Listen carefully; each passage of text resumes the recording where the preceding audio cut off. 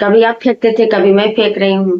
Hello guys, a very good morning to all of you. Welcome to back my another blog. तो चलिए देखते हैं कि घर का क्या माहौल होने वाला है। मेरा रूम साफ करने के बाद देखो इतना कचरा निकला। एक बाल्टी भर के वो कचरा, एक झोला भर के वो कचरा, एक झोला भर के ये कचरा। और यह कचरा सरप्राइजली मैं नहीं ले जा रहा हूँ, मेरी वाइफ ले जा रही है। रीजन क्या है कि मेरा पैर, ये देखिए मेरे पैर का ऑपरेशन हुआ है, मैं अभी चल नहीं पाता हूँ और इसे दूर ले जाके फेंकना पड़ेगा। बाबू रहने दो, मैं बाद में लेके चला जाऊंगा। नहीं, आप रहने दो, मैं फेंक दूंगी।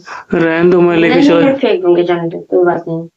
कभी आप फेंकते थे, कभी मैं फेंक रही हूँ। गाइस, ये कचरा ना मैं फेंका करता था जब मेरा पैर सही था।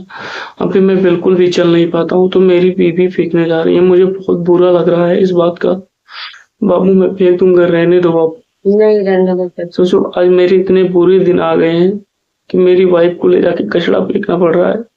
मैं उतना दूर चल के जा नहीं सकता, इसीलिए पता नहीं मैं कब ठीक हूँगा बाबू। हो जाओगे, जल्दी हो जाओगे ठीक। देखो जल्दी हो जाओगे ठीक, तब आप फेंकना। तब तक मैं फेंक दे रही हूँ, घबराओ मत। गाइस, इतना ही काम नहीं खत्म हुआ।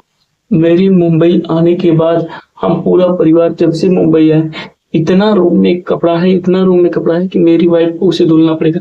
हालांकि यह सारा कपड़ा मेरी दीदी वॉशिंग मशीन में धुलती है, लेकिन वह कह रही है कि मैं उनको वॉशिंग मशीन में नहीं दूंगी धुलने के लिए। तो चलो दिखाता हूँ कि कितना सारा कपड़ा है, उसे अकेले धुलना पड़ेगा। चलो दिखाता हूँ कितना सारा कपड़ा है। ऐसे देखिए इतना सारा कपड़ा है पूरा। ये है, ये देख रहे हो, इसमें एक बहुत बड़ी कथरी है।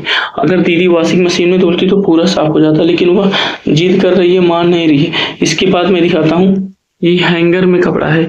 और उसके बाद ये देखिए लड्डू सो रहा है, वो देख रहे हैं आप, वो कंबल, इसे भी धुलना है। तो इतना सारा कपड़ा मेरी वाइफ को धुलना पड़ेगा। गाइस, जब से मुंबई से आया है मेरी वाइफ सुबह शाम जब देखो काम ही करती रहती। रूम पूरा सेट करने के बाद कचरा भाई, फिर कपड़ा धुलना है। और कपड़ा थोड़ा नहीं है, कम से कम अगर मैं निरमा बताऊं तो 1 किलो निरमा एक बार में खत्म हो जाएगा। ये डोलची वाले कपड़े में वो बड़ा वाला कंबल वहां पे, और झोला में भी भर के रखा है। और लड्डू का भी बहुत कपड़ा उस पेटी में, वो जो नीला वाला छोटा ऊपर दिख रहा है उसमें भर के रखा है, उसको भी धुलना है। सो बहुत सारे कपड़े हैं गाइस। रूम से कहीं आप चले जाओ ना तो रूम पूरा बेकार हो जाता है और बहुत सारा काम बढ़ जाता है। और ये काम मैं हेल्प करा सकता था अपनी वाइफ की, लेकिन अभी मैं उस लायक हूँ नहीं। भगवान से प्रार्थना कि मैं कितना जल्दी ठीक हो जाऊं और अपनी वाइफ की हेल्प कर सकूं उसके कामों में।